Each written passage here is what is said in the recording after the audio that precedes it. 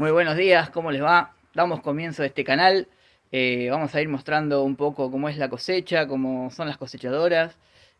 Acá estamos limpiando la máquina, preparándola para lo último que es maíz de segunda.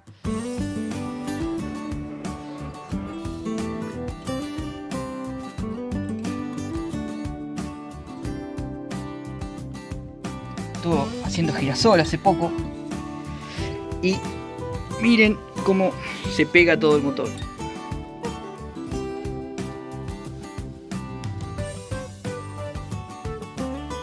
Se acumulan todos los rincones.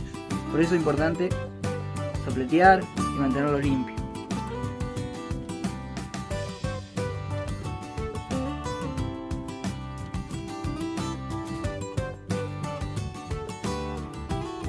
Mañana van a venir a instalar un sistema de monitoreo de rendimiento que se llama FarmTrax o FarmTRX, que son la forma que se escribe.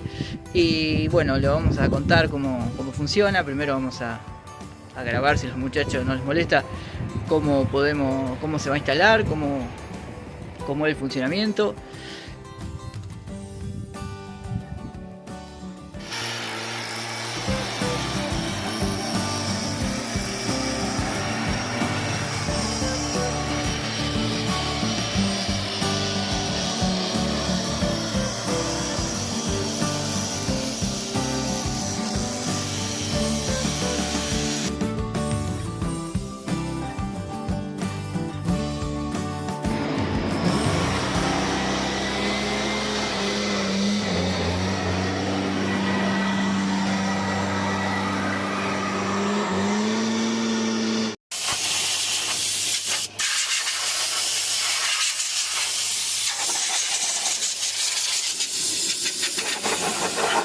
Como les contaba anteriormente, acá seguimos con la limpieza. Esta es la parte, el compartimento de los radiadores, radiador de aceite hidráulico, de aire acondicionado.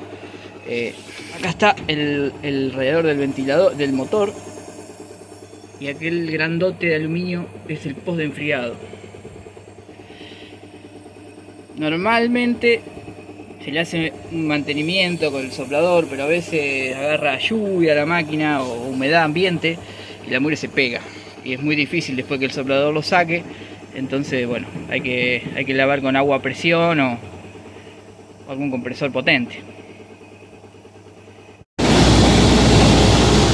Ponemos en marcha el motor para que el ventilador del motor se vaya llevando la mugre y así hacer más fácil la tarea.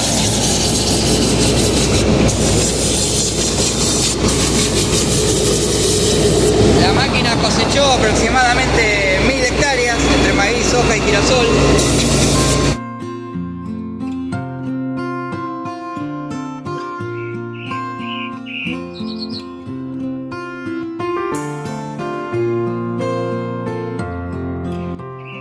Buen día a todo el mundo.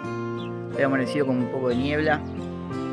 Voy a mostrar más adelante una fotito que saqué con el dron. En un rato va a llegar la gente de Tecnosem. Espero que con esta niebla es normal que se demoren, así que sin apuro, que no hay prisa.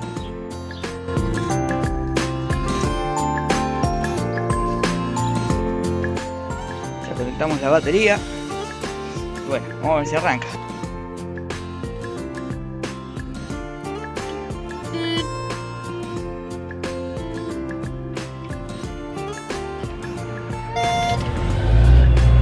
Arrancó. Bueno, acá estamos con Mauricio. Buen día, Mauricio, ¿cómo estás? Buen día, ¿cómo estás? Vamos a instalar el sistema de monitoreo. ¿Podés repetirme cómo era la marca, el modelo?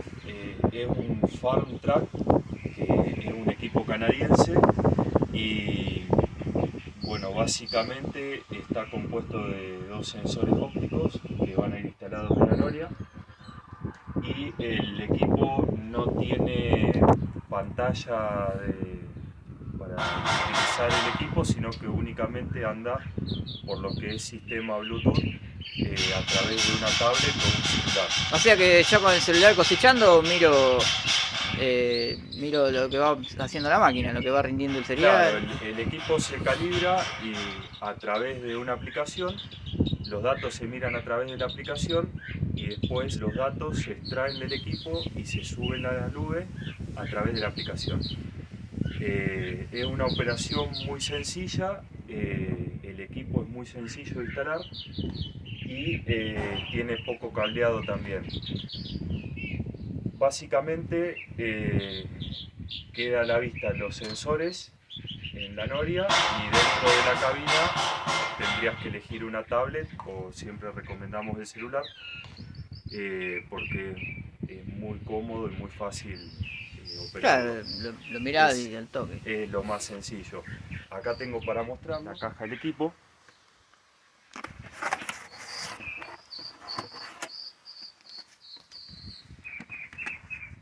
Y viene presentado de esta manera. Este es el monitor de rendimiento y estos son los sensores ópticos. Básicamente, este sensor es el que da la señal y este es el que la refleja. ¿Cómo se ve la diferencia? Que este va a tener dos testigos encendidos y este uno. Este va del lado de afuera de la noria y este va de adentro.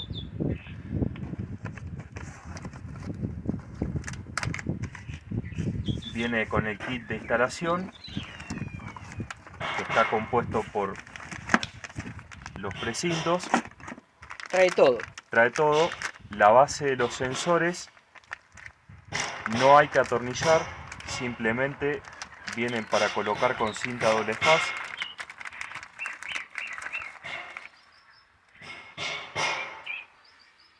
Claro, un adhesivo. Es un adhesivo doble faz que es de gran calidad y trae las mechas especiales que básicamente no se alcanza a apreciar en el video, pero es una mecha escalonada y el accesorio que es para hacer Claro, para el agujero coordinar los del dos lado agujeros, el más del otro complicado, claro. Este dispositivo que viene con el equipo, entre el agujero delantero y el agujero que va del otro lado de la noria, tienen un error de milímetros de paralaje. O sea, es muy poco y no afecta en el Claro, sí tiene funcionamiento de la los tolerancia sensores. también. Claro, es muy poca tolerancia. Sí, sí.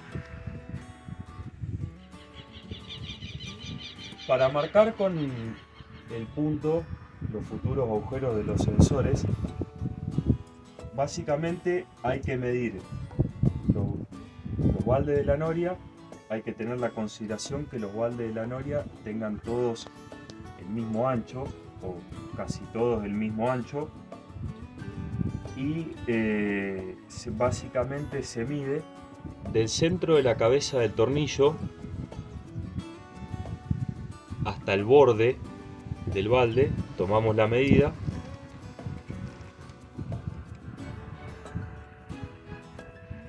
en este caso son 7 centímetros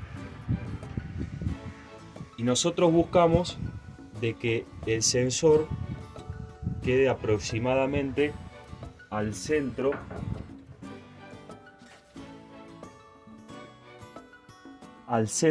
de esta parte del balde, al centro de la goma. Entonces, si nosotros del centro de la cabeza del tornillo al borde del balde tenemos 7 centímetros, vamos a estar teniendo 3 centímetros y medio el centro del balde. ¿Y cómo haríamos para trasladar la medida afuera? Bueno, en lo que es la experiencia, por lo general le agregás medio centímetro más. Entonces, para marcar el punto del lado afuera, recordemos que tenemos, en este caso, al centro del balde 3 centímetros y medio, más medio centímetro son 4. Yo uso este tipo de cuadramóvil, posicionamos 4 centímetros y nos vamos a trasladar afuera de la noria. y acá tendríamos que hacer el punto para hacer el futuro agujero del sensor. Respecto a la altura mínima del sensor, es a no menos de 40 centímetros de altura del centro del eje de la noria. En el caso de alguien que lo tenga que instalar lo más alto posible en la noria, es del cabezal de la noria la misma distancia,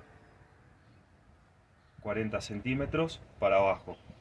¿Por qué? Porque es el punto mínimo en el que el general de las norias tarda en acomodarse los baldes y empezar a comprimir el serial contra la pared, y ahí tiene la carga máxima al balde y el sensor puede tomar una lectura certera del volumen que está haciendo. Pero hay que tener siempre en cuenta la disposición de las correas y el estira correa. Si no, los sensores van a pasar dando vuelta con las correas y las poleas. Ante un leve latigazo de una correa vamos a terminar rompiendo el sensor. Sería una pena. De cualquier manera uno le puede hacer una protección después. Hay en máquinas de que atrás es todo correa o alguna hasta cadena y no tenés espacio para nada, y ahí tendrías que ser muy cuidadoso en dónde los vas a poner, porque hasta 1 centímetro te puede llegar a jorobar la vida. Y sí, hay en máquinas que hay que hacerle un leve caparazón de planchuela o algo que sea capaz de proteger el sensor ante un corte de correa. Pero bueno, en el caso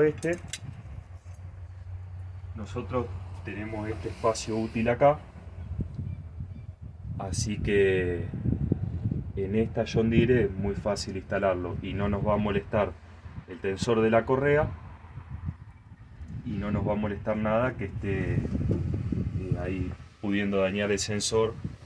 Así que acá vemos que Mauricio ya hizo el primer agujerito. Ahora hay que pasar la mecha escalonada, ¿no? Para agrandar, porque el agujero del sensor es grande, es un agujerito. ¿Cuánto mide? 20 milímetros más o menos. 18 18 milímetros. Sí. Y el equipo ya viene provisto de las mechas, como habíamos mostrado anteriormente. Así que bueno, se hace el primer agujerito con una mecha más chica que viene y después pasamos la escalonada para llegar a los 18 milímetros de diámetro del agujero.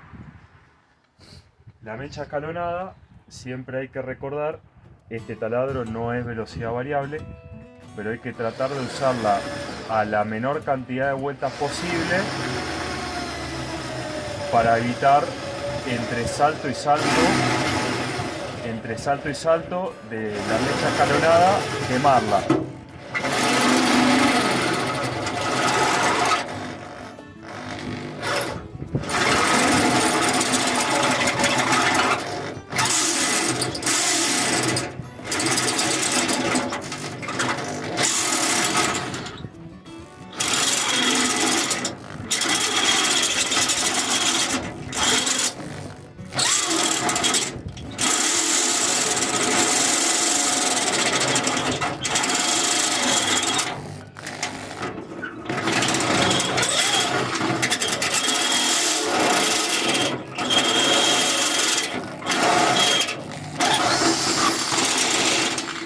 Espectacular.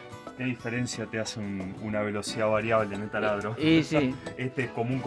Tenés que manejarlo vos, regularlo vos. Y tratás y siempre estás en alta vuelta igual. Pero bueno, una vez hecho el agujero,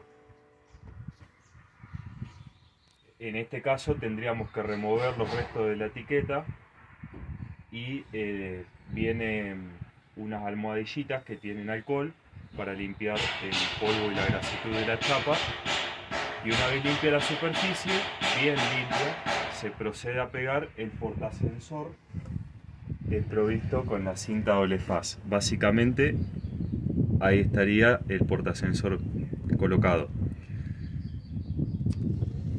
Perfecto. Y ahora tenemos que agujerear del otro lado. Dijo el mosquito. Claro. Tenés que agujerear del otro lado y este agujero te sirve como guía. Ahora limpiamos y vamos a explicar cómo es la segunda etapa. Bueno, acá estamos por hacer el portasensor. El portasensor para hacer el otro agujero, ¿no es cierto? Para hacer el otro agujero. Sí. Para darle una buena ubicación al portasensor, lo más fácil es ponemos el sensor para ver el calce y ver en qué posición nos queda mejor colocar el portasensor para que tenga la ubicación final del sensor. En este caso lo podemos presentar y buscamos la manera que quede estéticamente y funcionalmente lo más prolijo posible. Yo lo pondría así, mirando para abajo. Entonces acá vamos a hacerle una marquita al portasensor indicando que va a ir esta posición para arriba. Agarramos cualquier herramienta que tenga alguna punta y le hacemos la marca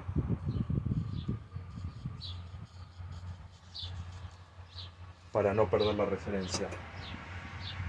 Sacamos el sensor y para centrar el portasensor en el agujero utilizamos la guía que viene provista en el equipo.